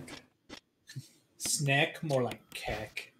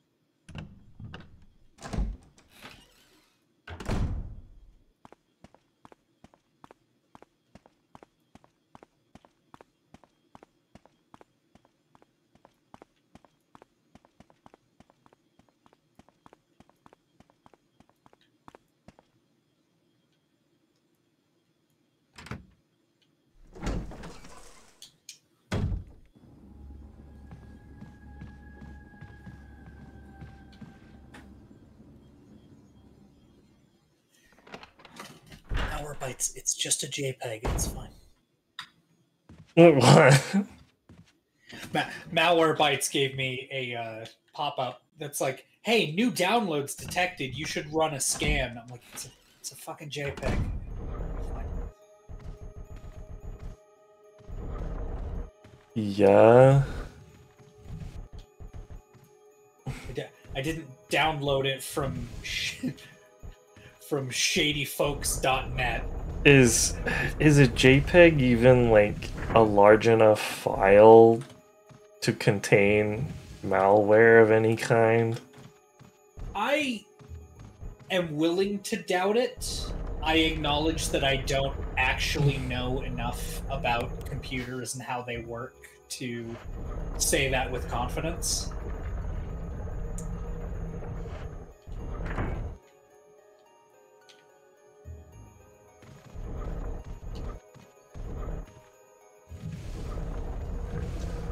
No, Jill. She's trying to trap us. Oh shit.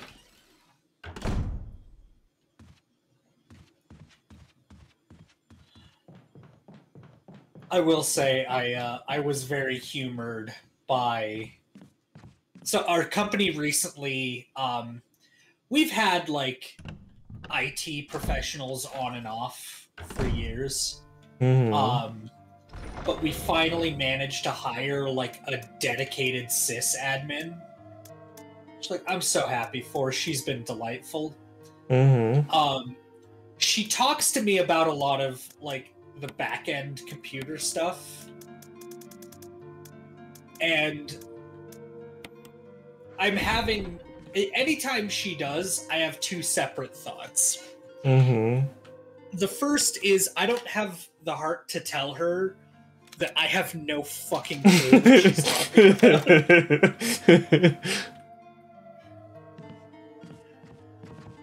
Like, I'm sitting there nodding politely, like she sounds like she knows what she's talking about. That's the most important thing as far as I'm concerned. Right. But she has yet to like ask for feedback on any of the shit she's talked about. And so I've been saved from being like, yeah, I'm gonna be real with you, Chief. I do not have any fucking clue. The second thought that crossed my mind was, is this what I sound like when I'm talking about guns?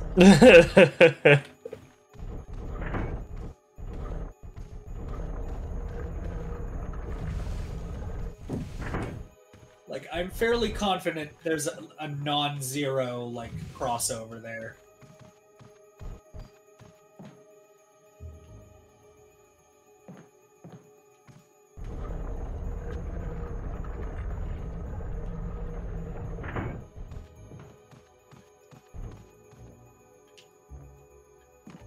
I like how this bird security system can be defeated by, like, hiding underneath it. Or did this system not account for like 2 people being in the room? Like, you could have easily defeated this puzzle the first time by just bringing Barry with you. True.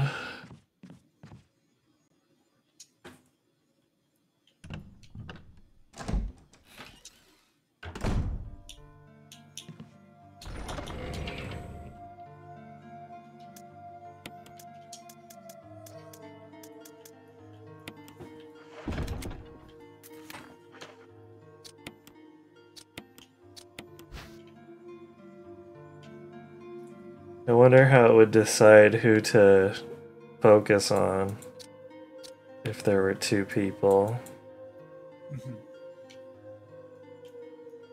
It just splits itself in half to perfectly look both ways.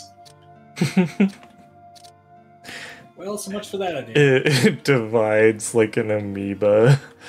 Yeah.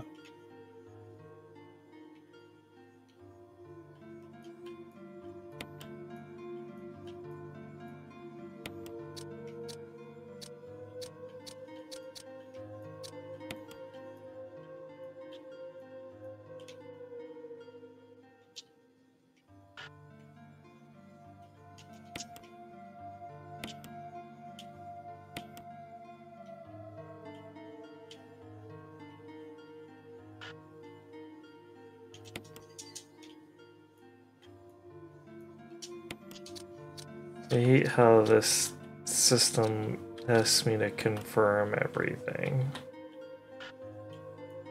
Are you sure? Are you sure? Have you considered whether or not you're sure?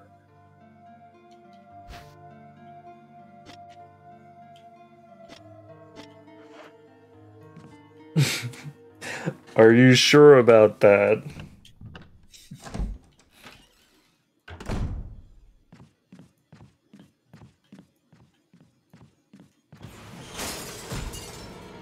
Excuse me. Oh.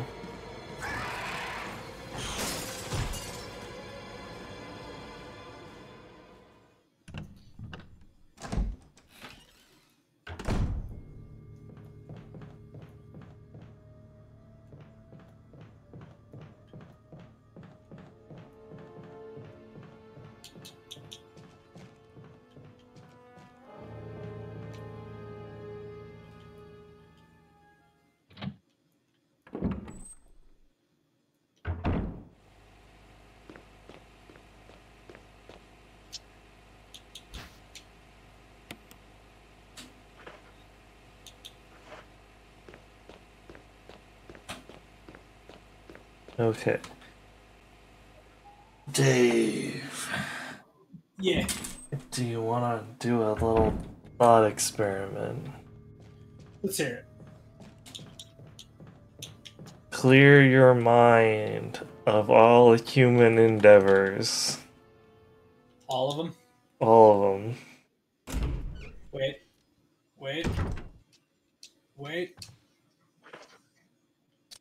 Okay, it's clear. You are an alien XD years in the future. Sure. The only thing from humanity that has survived is Resident Evil. And you have unearthed it in your archaeological dig. What are your current theories and opinions on humanity? Well, it is unclear.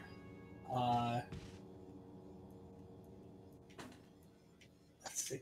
If I'm removing myself from all human endeavor, though, that's really the trick here.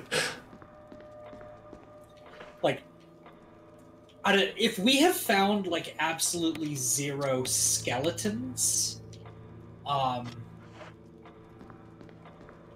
or anything like similar, then yeah, I would be unsure if this was like a dramatic, like idealized version of these creatures. I would almost feel like treating it the sort of way they initially treated the hieroglyphs, before like they were able to start translating them. I don't know. I feel like I would look at like the consistencies in the project and wonder if this maybe was some kind of like instruction guide to surviving in, you know, like what was it like for these people, right? For these creatures.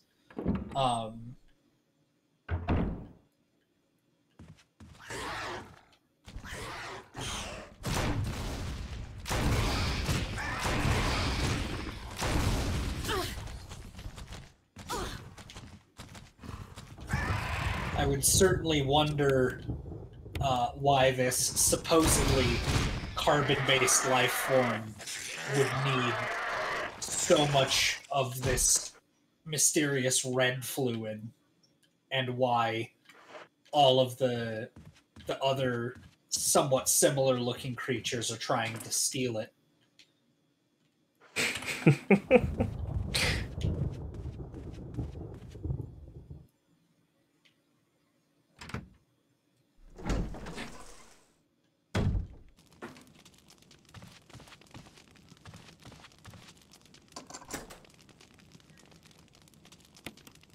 I enjoy the premise that blood is just red fluid.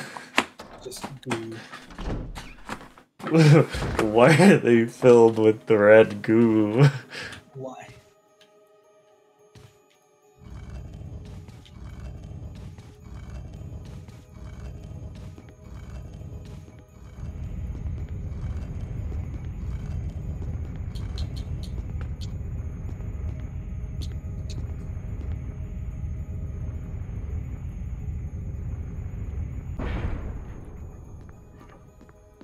Aha.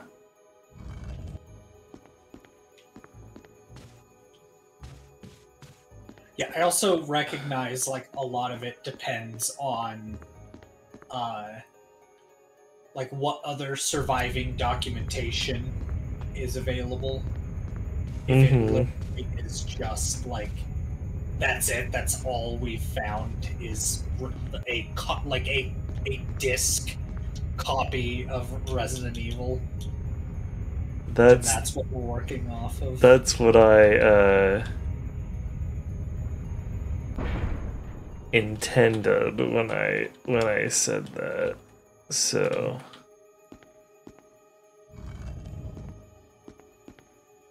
well, I hope this doesn't fucking crush me when I push this out.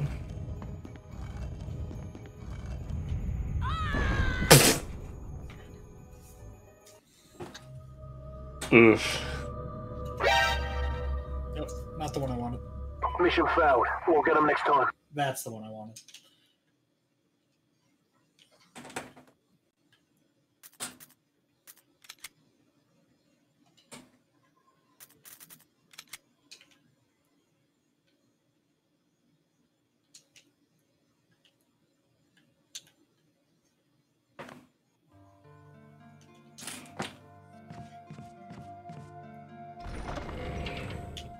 So if your theory is that Resident Evil is an instruction manual,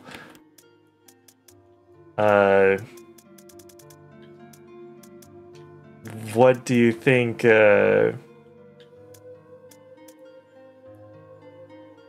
we needed the instructions for? Well, I think that's a lot of what would keep this hypothetical alien archaeologist Dave awake at night. Is wondering exactly what you just said. Text.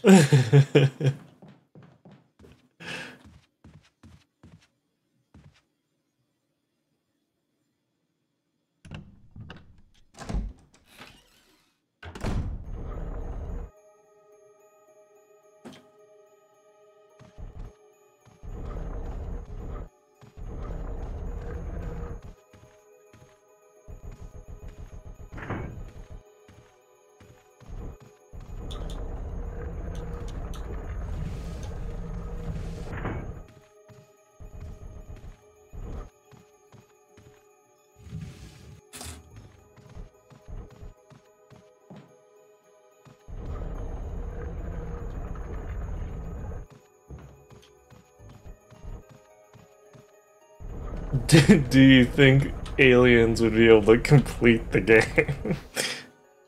Unknown. Because I mean,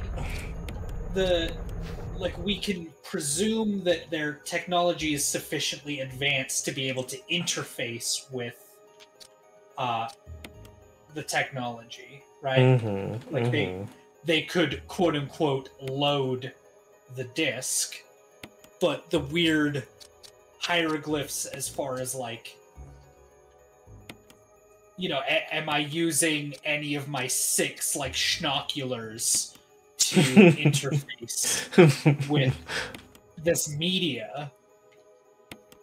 Because if I didn't know that buttons were a thing, then how could I possibly know that I would need to like press them? Right. That is actually an interesting, somewhat unrelated thought experiment. Is there's this channel I really like where a guy has his like, I can't remember if it's his girlfriend or his wife, but either way, his partner did not like grow up with video games the same way he did.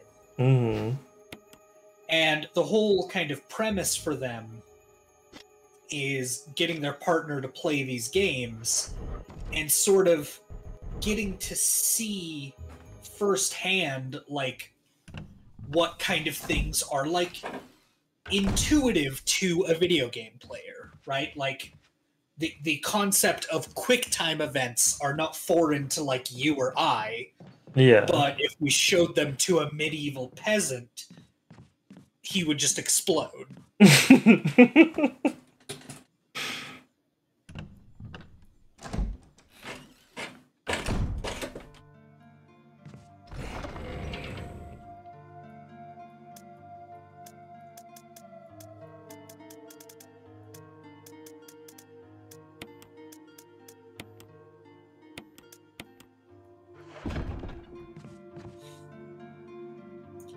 So yeah, like the intuitive nature that we approach video games, if all of that has been lost to this hypothetical alien society,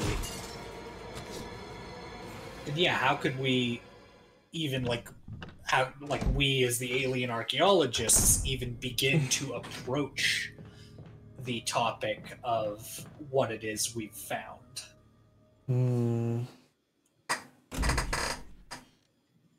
Well, I imagine through some trial and error you could figure out how a controller works. Sure. And how to get my mandibles and my flurg around them enough to make some gameplay happen. In this, like, okay, obviously we're an advanced alien society. We have found this ancient relic on this old dusty rock in a dying star system. Sharing information is obviously like very prevalent to this hypothetical alien species. Yeah. And so I could see them, like, yeah, you know how there are like operating theaters, so that like amateur surgeons can like watch regular surgeons do the thing. Yeah. My natural follow-up question here is would this not just be a very convoluted extended let's play? Yeah. I guess you could say that.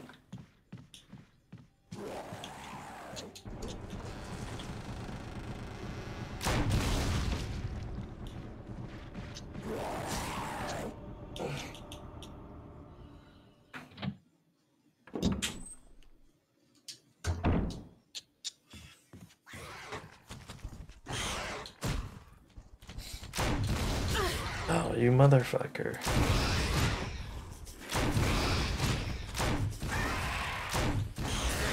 Really?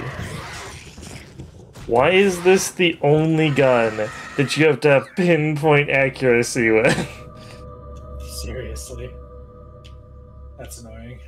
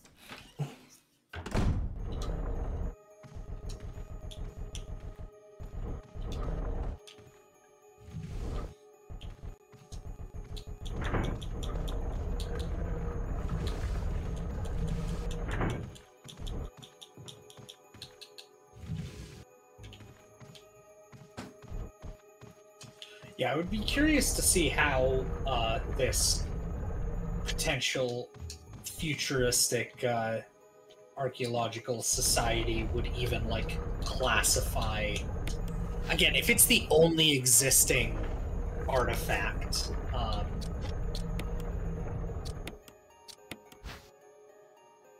then yeah, I'm just not sure.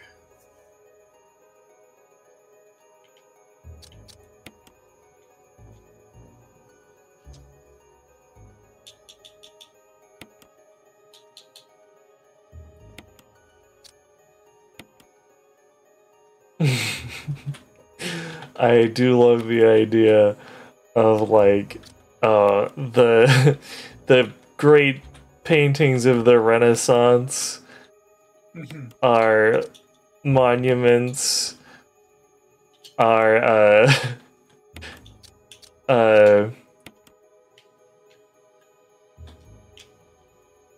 great works of film. All lost, Yeah. all lost to time. Only Resident Evil remains. I'm humored to think like, and let's get real for a second, because that's something I do on occasion enjoy doing. So realistically,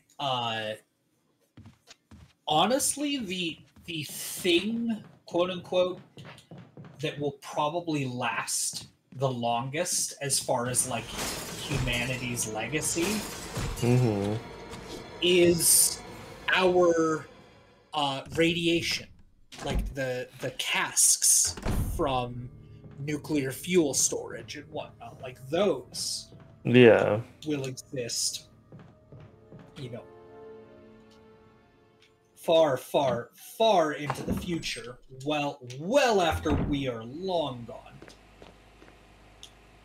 And I'm humored to think that not even those could last as long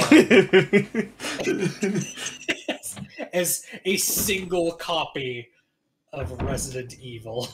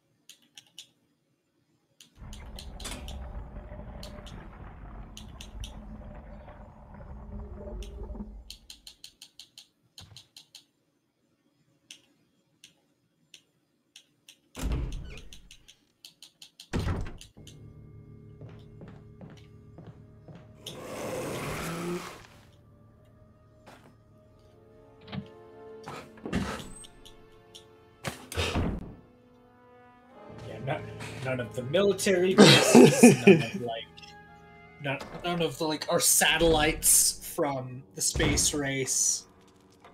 You know, obviously the Voyager probes, like, both got just completely fucking obliterated by a roving, like, what is effectively the equivalent of like a space semi-truck.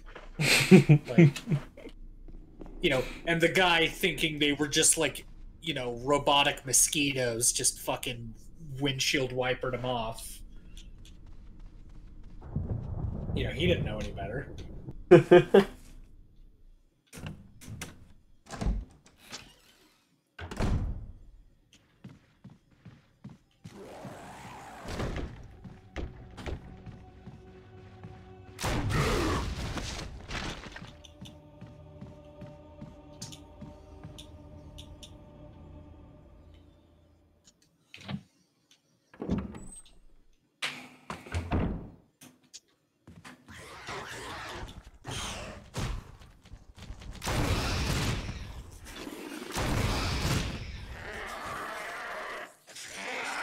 Well, that was lucky.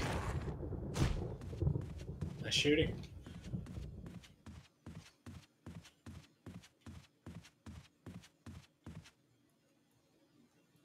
Two for one.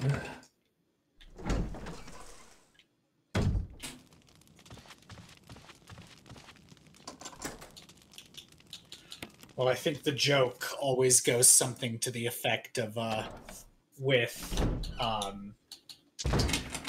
bullets, it's, to whom it may concern.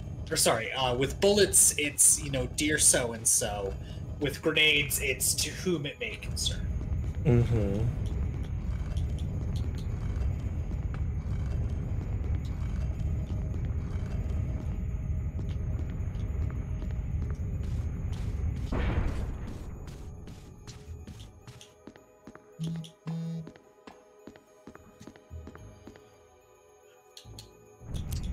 Oh, Jesus. I did not realize it's almost 11.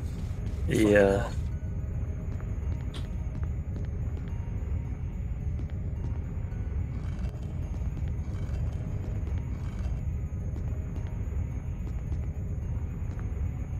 Damn. I thought I was clever, and I weren't. No, Jill. Do not put Jill, me why? through this again.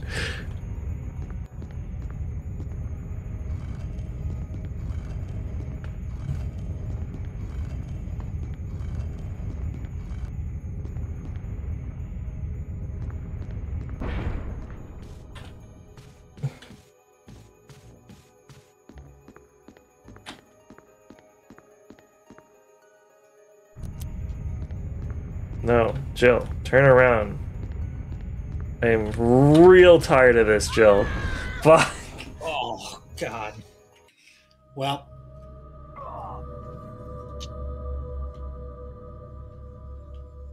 Well.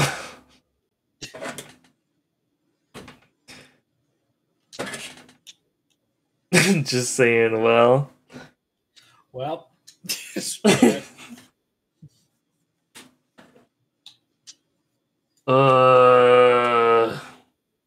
Indeed.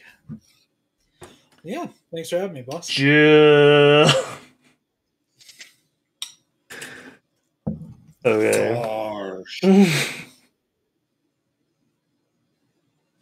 You are more than welcome.